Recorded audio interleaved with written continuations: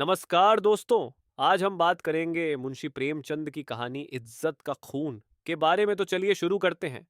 मैंने कहानियों और इतिहासों में तकदीर के उलटफेर की अजीबो-गरीब दास्तानें पढ़ी हैं। शाह को भिखमंगा और भिखमंगे को शाह बनते देखा है। तकदीर एक छिपा हुआ भेद है। गालियों में टुकड़े चुनती हुई औरतें सोने के सिंहासन पर बैठ गई और वह ऐश्वर्य के मतवाले जिनके इशारे पर तकदीर भी सिर झुकाती थी, आन की शान में चील कौओं का शिकार बन गए हैं। पर मेरे सर पर जो कुछ बीती उसकी नजीर कहीं नहीं मिलती। आह, उन घटानाओं को आज याद करती हूं तो रोगटे खड़े हो जाते हैं और हैरत होती है कि अब तक मैं क्यों और क्यों कर जिंदा हूं। सौंदर्य लालसाओं का स्रोत है। मेरे दिल में क्या लालसाएं न थीं, पर आह, निष्ठुर भाग्य के हाथों में मिटी। मैं क्या जानती थी कि वह आदमी जो मेरी एक एक अदा पर कुर्बान होता था, एक दिन मुझे इस तरह जलील और बर्बाद करेगा। आज 3 साल हुए जब मैंने इस घर में कदम रखा। उस वक्त यह एक हरा भरा चमन था। मैं इस चमन की बुलबुल थी। आज हवा में उड़ती, थीक डालियों पर चहकती थी, फूलों पर सोती थी। सईद मेरा था, मैं सईद की थी। इस संगमरमर के हौज के किनारे हम मोहब्बत के पासे खेलते थे। तुम मेरी जान हो, मैं उनसे कहती थी। तुम मेरे दिलदार हो। हमारी जायदाद लंबी चौड़ी थी। जमाने की कोई फ्रिक, जिंदगी का कोई गम न था। हमारे लिए जिंदगी सशरीर आनंद एक अनंत चाह और बाहर का तिलिस्म थी, जिसमें मुरादें खिलती थीं और आखुशियों हंसती थी। जमाना हमारी इच्छाओं पर चलने वाला था। आसमान हमारी भलाई चाहता था और तकदीर हमारी साथी थी। एक दिन सईद ने आकर कहा, मेरी जान, मैं तुमसे एक विनती करने आया हूं। देखना इन मुस्कुराते हुए होठों पर इनकार का हर्फ ना आए। मैं चाहता हूं कि अपनी सारी मिल्कियत, सारी जायदाद तुम्हारे नाम चढ़वा दूं। मेरे लिए तुम्हारी मोहब्बत काफी है। यही मेरे लिए सबसे बड़ी नेमत है। मैं अपनी हकीकत को मिटा देना चाहता हूं। चाहता हूं कि तुम्हारे दरवाजे का फकीर बन करके रहूं। तुम मेरी नूरझाव बन जाऊं। मैं तुम्हारा सलीम बनूंगा और तुम्हारी मूंगे जैसी हथेली के प्यालों पर उम्र बसर करूंगा। मेरी आंखें भर आई। खुशियां चोटी पर पहुंचकर आंसू की बूंद बन गई। पर अभी पूरा साल भी न गुजरा था कि मुझे सईद के मिजाज में कुछ तब्दीली नजर आने लगी। हमारे दरमियान कोई लड़ाई झगड़ा या बदमजगी न हुई थी, मगर अब वह सईद न था जिसे एक लम्हे के लिए भी मेरी जुदाई दूभर थी। वह अब रात की रात गायब रहता। उसकी आंखों में प्रेम की वह उम्मग न थी, न अंदाजों में वह प्यास, न मिजाज में वह गर्मी। कुछ दिनों तक इस रूखेपन ने मुझे खूब रुलाया। मोहब्बत के मजे याद आ आकर तड़पा देते। मैंने पढ़ा था कि प्रेम अमर होता है। क्या वह स्रोत इतनी जल्दी सूख गया? आह नहीं, वे अब किसी दूसरे चमन को शादाब करता था। आखिर मैं भी सईद से आंखें चुराने लगी। बेदिली से नहीं, सिर्फ इसलिए कि अब मुझे उससे आंखें मिलाने की ताव न थी। उस देखते ही मोहब्बत के हजारों करिश्मे नजरों के सामने आ जाते और आंखें भर आती। मेरा दिल अब भी उसकी तरफ खिंचता था। कभी कभी बेअख्तियार जी चाहता कि उसके पैरों पर गिरूं और कहूं, मेरे दिलदार, ये बेरहमी क्यों? क्या तुमने मुझसे मुंह फेर लिया है? मुझसे क्या खता हुई? लेकिन इस स्वाभिमान का बुरा हो जो दीवार बनकर रास्ते में खड़ा हो जाता। यहां तक कि धीरे धीरे दिल में भी मोहब्बत की जगह हसद ने ले ली। निराशा के धैर्य ने दिल को तस्कीन दी। मेरे लिए सईद अब बीते हुए बसंत का एक फूला हुआ गीत था। दिल की गर्मी ठंडी हो गई। प्रेम का दीपक बुझ गया। यही नहीं, उसकी इज्जत भी मेरे दिल से रुखसत हो गई। जिस आदमी के प्रेम के पवित्र मंदिर में मैल भरा हुआ हो, वह हरगिज इस योग्य नहीं कि मैं उसके लिए खुलूं और मरूं। एक रोज शाम के वक्त मैं अपने कमरे में पलंग पर पड़ी एक किस्सा पढ़ रही थी। तभी अचानक एक सुंदर स्त्री मेरे कमरे में आई। ऐसा मालूम हुआ कि जैसे कमरा जगमगा उठा। रूप की ज्योति ने दरो दीवार को रोशन कर दिया। गोया अभी सफेदी हुई है उसकी अलंकृत शोभा, उसका खिला हुआ फूला जैसा लुभावना चेहरा, उसकी नशीली मिठास। किसी तारीफ करूं मुझ पर एक रोब सा छा गया। मेरा रूप का घमंड धूल में मिल गया है। मैं आश्चर्य में थी कि यह कौन रमणी है और यहां क्यों कर आई। बेअख्तियार उठी कि उससे मिलूं और पूछूं कि सईद भी मुस्कुराता हुआ कमरे में आया। मैं समझ गई कि यह रमणी उसकी प्रेमिका है। मेरा गर्व जाग उठा। मैं उठी, जरूर पर शान से गर्दन उठाए हुए आंखों में हुस्न के रौब की जगह घृणा का भाव आ बैठा। मेरी आंखों में अब वह रमणी रूप की देवी नहीं डसने वाली नागिन थी। मैं फिर चारपाई पर बैठ गई और किताब खोलकर सामने रख ली। वह रमणी एक क्षण तक खड़ी मेरी तस्वीरों को देखती रही। तब कमरे से निकली चलते वक्त उसने एक बार मेरी तरफ देखा। उसकी आंखों से अंगारे निकल रहे थे, जिनकी किरणों में हिंस प्रतिशोध की लाली झलक रही थी। मेरे दिल में सवाल पैदा हुआ, सईद इसे यहां क्यों लाया? क्या मेरा घमंड तोड़ने के लिए? जायदाद पर मेरा नाम था, पर वह केवल एक भ्रम था। उस पर अधिकार पूरी तरह सईद का था। नौकर भी उसी को अपना मालिक समझते थे और अक्सर मेरे साथ ढिठाई से पेश आते। मैं सब्र के साथ जिंदगी के दिन काट रही थी। जब दिल में उमंगें न रहीं तो पीड़ा क्यों होती? सावन का महीना था, काली घटा छाई हुई थी, बबड़ी और रिसिम बूंदें पड़ रही थी। बगीचे पर हसद का अंधेरा और सिहास दराख्तों पर झुंगनुओं की चमक ऐसी मालूम होती थी जैसे कि उनके मुंह से चिंगारियों जैसी आहें निकल रही हैं। मैं देर तक हसद का यह तमाशा देखती रही। कीड़े एक साथ चमकते थे और एक साथ बुझ जाते थे, गोया रोशानी की बाढ़ छूट रही है। मुझे भी झूला झूलने और गाने का शौक हुआ। मौसम की हालतें हसन के मारे हुए दिलों पर भरी अपना जादू कर जाती है। बगीचे में एक गोल बंगला था। मैं उसमें आई और बरागदे की एक कड़ी में झूला डलवाकर झूलने लगी। मुझे आज मालूम हुआ कि निराशा में भी एक आध्यात्मिक आनंद होता है, जिसकी हाल उसको नहीं मालूम, जिसकी इच्छाई पूर्ण है। मैं चाव से मल्हार गान लगी। सावन विरह और शोक का महीना है। गीत में एक वियोगी हृदय की गाथा की कथा ऐसे दर्द भरे शब्दों बयान की गई थी कि बरबस आंखों से आंसू टपकने लगे। इतने में बाहर से एक लालटेन की रोशनी नजर आई।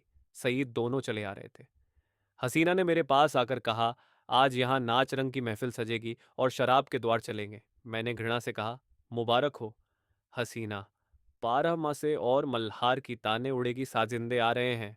मैं शौक से, हसीना, तुम्हारा सीना हसद से चाक हो जाएगा। सईद ने मुझे से कहा, जुबैदा, तुम अपने कमरे में चली रही, जाओ, ये इस वक्त आपे में नहीं है। हसीना ने मेरी तरफ लाल लाल आंखों निकाल कर कहा, मैं तुम्हें अपने पैरों की धूल के बराबर भी नहीं समझती। मुझे फिर जब्त न रहा, अगड़कर बोली, और मैं क्या समझाती हूँ एक कुतिये, दूसरों की उगली हुई हडिडियों चिचोड़ती फिरती है। अब सईद के भी तेवर बदले मेरी तरफ भयानक आंखों से देखकर बोले, जुबैदा, तुम्हारे सर पर शैतान तो नहीं संवार है? सईद का यह जुमला मेरे जिगर में चुभ गया। तपड़ उठी। जिन होठों से हमेशा मोहब्बत और प्यार की बातें सुनी हो, उन्हीं से यह जहर निकले, और बिल्कुल बेकसूर। क्या मैं ऐसी नाचीज और हकीर हो गई हूं कि एक बाजारू औरत भी मुझे छेड़कर गालियां दे सकती है? और मेरा जबान खोलना मना। मेरे दिल में साल भर से जो बुखार हो रहा था, वह उछल पड़ा। मैं झूले से उतर पड़ी और सईद की तरफ शिकायता भरी निगाहों से देखकर बोली, शैतान, मेरे सर पर सवार हो या तुम्हारे सर पर, इसका फैसला तुम खुद कर सकते हो। सईद, मैं तुमको अब तक शरीफ और गैरत वाला समझती थी, तुम खुद कर सकते हो। बेवफाई की, इसका मलाला मुझे जरूर था, मगर मैंने सपनों में भी यह न सोचा था कि तुम गैरत से इतने खाली हो कि हया फरोश औरत के पीछे मुझे इस तरह जलीज करोगे। इसका बदला तुम्हें खुदा से मिलेगा। हसीना ने तेज होकर कहा, तू मुझे हया फरोश कहती है? मैं बेशक कहती हूँ सईद, और मैं बेगैरत हूँ।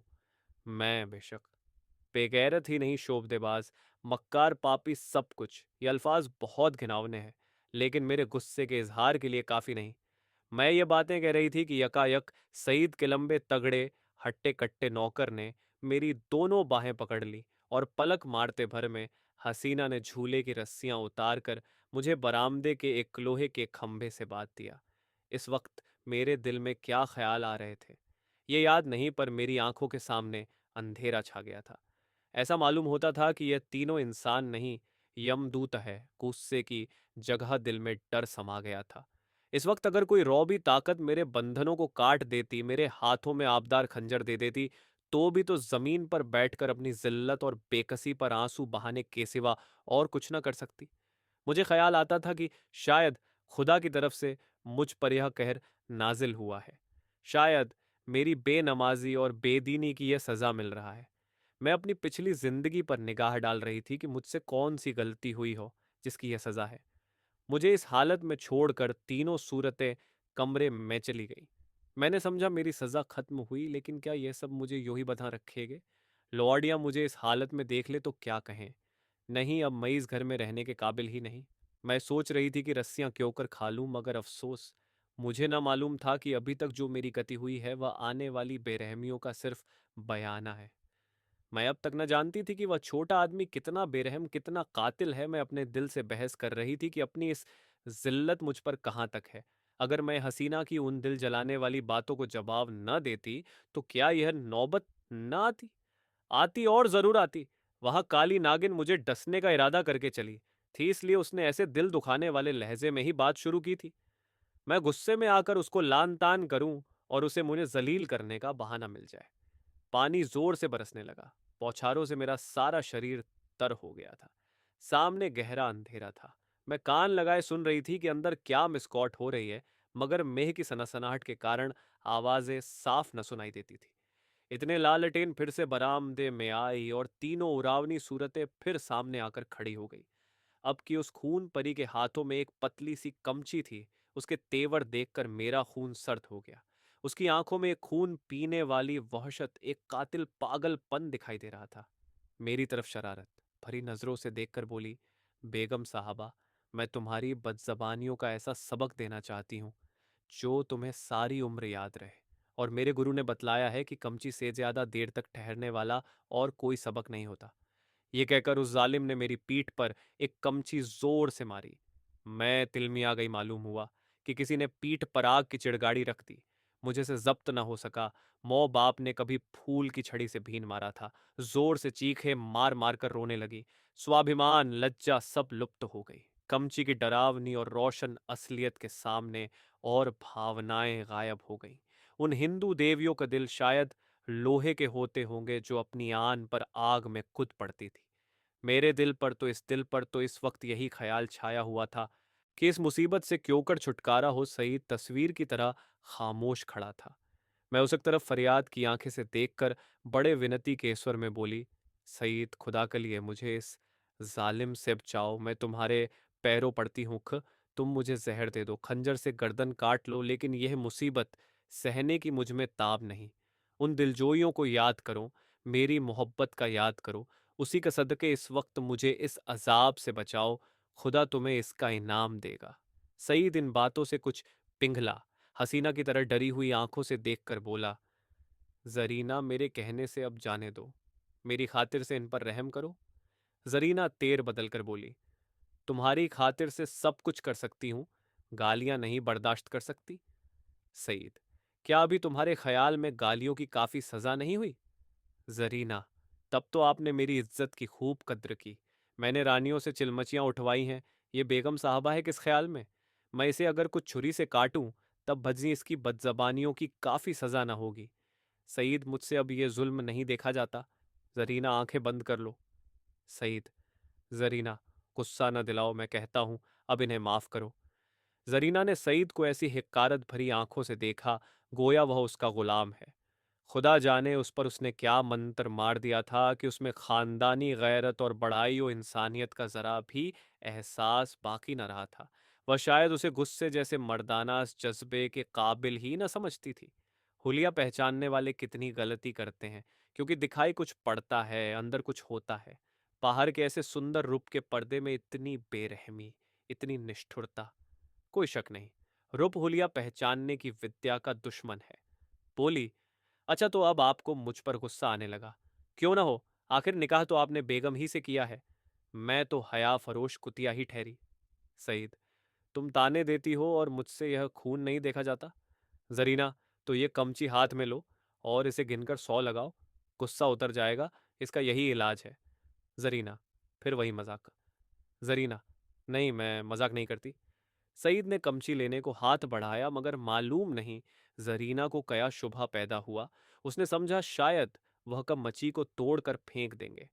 कमची हटा ली और बोली, अच्छा, मुझसे यह दगा तो लो, अब मैं ही हाथों की सफाई दिखाती हूं। यह कहकर उसे बेदर्द ने मुझे बेतहाशा कमचियां मारना शुरू की। मैं दर्द से ऐंठ ऐंठ कर चीख रही थी। उसके पैरों पड़ती थी, मिन्नतें करती थी, अपने किए पर शर्मिंदा थी, दुआएं देती थी, पीर और पैगंबर का वास्ता देती थी। पर उस कातिल को जरा भी रहम ना आता था। सईद काठ के पुतले की तरह दर्दो सितम का यह नजारा आंखों से देख रहा था और उसको जोश ना आता था। शायद मेरा बड़े से बड़े दुश्मन भी मेरे रोने धोने पर तरस खाता। मेरी पीठ छिलकर लहूलुहान हो गई, जख्म पड़ते थे। हर एक चोट आग के शोले की तरह बदन पर लगती थी। मालूम नहीं उसने मुझे कितने दर्रे लगाए। यहाँ तक कि कमची को मुझ पर रहम आ गया। वह फटकर टूट गई। लकड़ी का कलेजा फट गया, मगर इंसान का दिल न पिघला। मुझे इस तरह जलील और तबाह करके तीनों खबीस रूहें वहां से रुखसत हो गईं। सईद के नौकर ने चलते वक्त मेरी रस्सियां खोल दी। मैं कहाँ जाती? उस घर में क्यों कर कदम रखती? मेरा सारा जिस्म नासूर हो रहा था, लेकिन दिल न के फफोले उससे कहीं ज्यादा जानलेवा थे। सारा दिल फफोलों से भर उठा था। अच्छी भावनाओं के लिए भी जगह बाकी न रही थी। उस वक्त मैं किसी अंधे को कुएं में गिरते देखती तो मुझे हंसी आती। किसी यतीम का दर्दनाक रोना सुनती तो उसका मुंह चिढ़ाती। दिल की हालत में एक जबरदस्त इनकालाब हो गया था। मुझे गुस्सा न था, गम न था, मौत की आरजू न थी, यहां तक कि बदला लेने की भावना न थी। उस इंतहाई जिल्लत ने बदला लेने की इच्छा को भी खत्म कर दिया था। हालांकि मैं चाहती तो कानूनन सईद को शिकंजे में ला सकती थी, उसे दाने दाने के लिए तरसा सकती थी, लेकिन यह बेइज्जती, यह बेआबरूई, यह पामाली बदले के ख्याल के दायरे से बाहर थी। बस सिर्फ एक चेतना बाकी थी और वह अपमान की चेतना थी। मैं हमेशा के लिए जलील हो गई। क्या यह दाग किसी तरह मिट सकता था? हरगिज नहीं।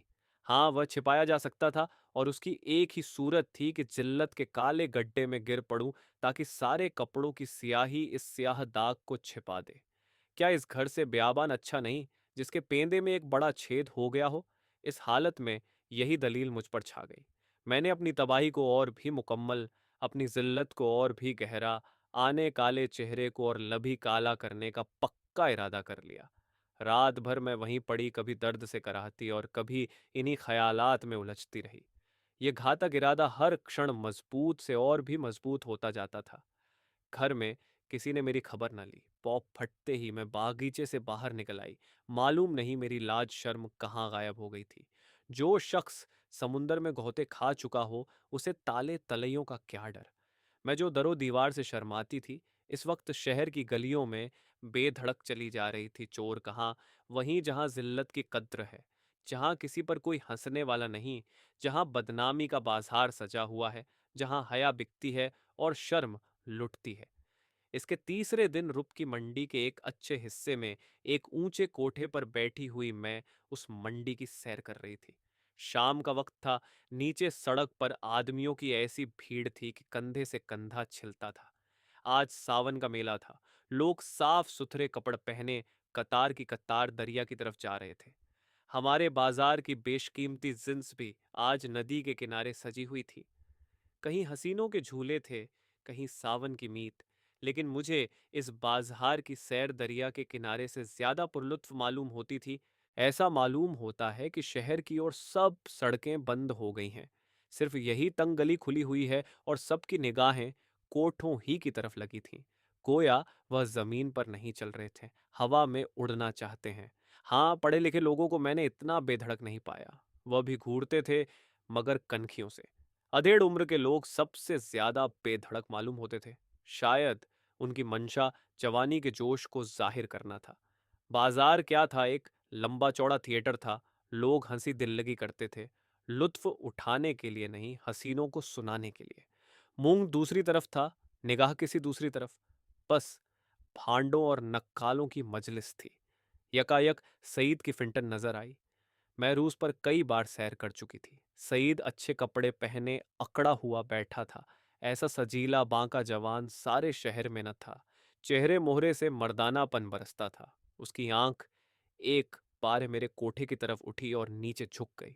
उसके चेहरे पर मुर्दनी सी छा गई, जैसे किसी जहरीले सांप ने काट खाया हो। उसने कोचवान से कुछ कहा। दम के दम में फटन हवा हो गई। इस वक्त उसे देखकर मुझे जो द्वेषपूर्ण प्रसन्नता हुई, उसके सामने उस जानलेवा दर्द की कोई हकीकत न थी। मैंने जलील होकर उसे जलील कर दिया। यक कटार कमचियों से कहीं ज्यादा तेज थी। उसकी हिम्मत न थी कि अब मुझसे आंख मिला सके। नहीं, मैंने उसे हरा दिया। उसे उम्र भर के दिले कैद में डाल दिया। इस काल कोठरी से अब उसका निकलना गैर मुमकिन था, क्योंकि उसे अपने खानदान के बड़प्पन का घमंड था। दूसरे दिन भोर में खबर मिली कि किसी कातिल ने मिर्जा सईद का काम तमाम कर दिया। उसकी लाश उसीर बागीचे के गोल कमरे में मिली, सीने में गोली लग गई थी। 9 बजे दूसरे खबर सुनाई दी, जरीना को भी किसी ने रात के वक्त कत्ल कर डाला था। उसका सर तंजुदा कर दिया गया। बाद को जांच पड़ताल से मालूम हुआ कि यह दोनों वारदातें सईद के ही हाथों हुई। उसने पहले जरीना को उसके मकान पर कत्ल किया और तब अपने घर आकर अपने सीने में गोली मारी। इस मर्दाना गैरतमंदी ने सईद की मोहब्बत मेरे दिल में ताज़ा कर दी। शाम के वक्त मैं अपने मकान पर पहुंच गई। अभी मुझे यहां से गए हुए सिर्फ 4 दिन गुजरे थे, मगर ऐसा मालूम होता था कि वर्षों के बाद आई हूं। तरो दीवार पर हसरत छाई हुई थी। मैं घर में पांव रखा तो बरबस सईद की मुस्कुराती हुई सूरत आंखों के सामने आकर खड़ी हो गई। वही मर्दाना हुस्न, वही बांकपन, वही मनोहार की आंखें। बेअख्तियार मेरी आंखें भर आई और दिल से एक ठंडी आह निकल आई। गम इसका न था कि सईद ने क्यों जान दे दी, नहीं, उसकी मुजरिमाना बेहसी और रुप के पीछे भागना। इन दोनों बातों को मैं मरते दम तक माफ न करूंगी। गम यह था कि यह पागलपन उसके सर में क्यों समाया। इस वक्त दिल की जो कैफियत है, उससे मैं समझती हूं कि कुछ दिनों में सईद की बेवफाई और बेरहमी का घाव भर जाएगा। अपनी जिल्लत की याद भी शायद मिट जाए, मगर उसकी चंद रोजा मोहब्बत का नक्श बाकी रहेगा। और अब यह सही मेरी जिंदगी का सहारा है।